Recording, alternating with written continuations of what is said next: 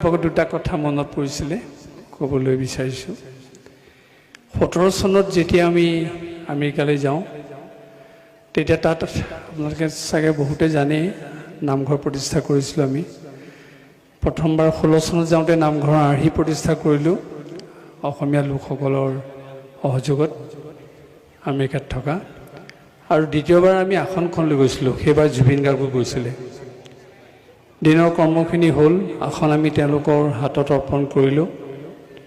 তাৰপিছত মঞ্চত তেখেতে সেই গীটাৰখন লৈ ব্ৰহ্মা আদি কৰি আজি যিটো আপোনালোকে গাইছিলে সেইটো গালে ঘোষাটো।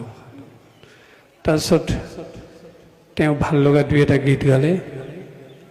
আমি সন্মুখত বহি আছোঁ, এইটো পৰিৱেশতে আছোঁ। তাৰ মাজতে দুগৰাকী মানে মাত লগালে, I love you Zubeen Garg. Zubeen গাৰ্গে লগে লগে ক'লে, ঐ ক'ত কথা কৈছ?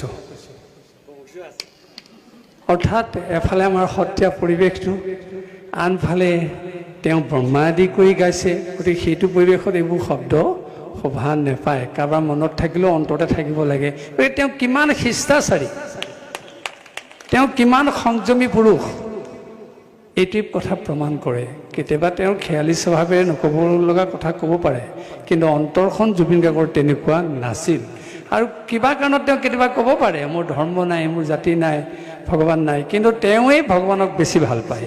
কাৰণ মানুহক যেতিয়া ভাল পায়, মানুহ প্ৰেমী ঈশ্বৰ প্ৰেম যদি হয়, তেতিয়াহ'লে তেওঁ ঈশ্বৰক কেলৈ ভাল নাপাব। আৰু এবাৰ ডাঙৰ এটা উদাহৰণ দিছোঁ আপোনালোকক।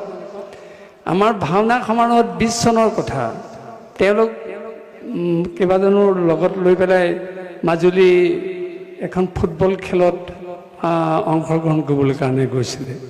ৰাতি আমাৰ ভাওনা সমাৰোহৰ কথা শুনি আমাৰ ভাওনা সমাৰোহত উপস্থিত হ'ল।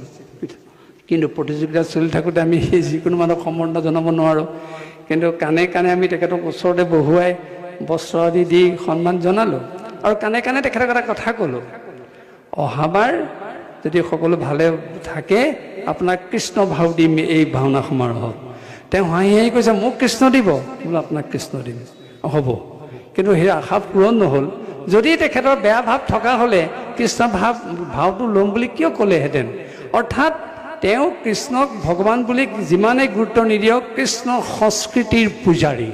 সেই পূজাৰী সত্তাটোৰ কথা জুবিন গাৰ্গে হাড়ে হিমজে বুজি পায়, আৰু সেইকাৰণে কৃষ্ণক তেওঁ বেয়া পাব নোৱাৰে। আৰু বেয়া পোৱা হ'লে ইমান আমাৰ কমলাই লিখা বা আনে লিখা দিহানামবোৰ ইমান ধুনীয়াকৈ গাব নোৱাৰিলেহেঁতেন।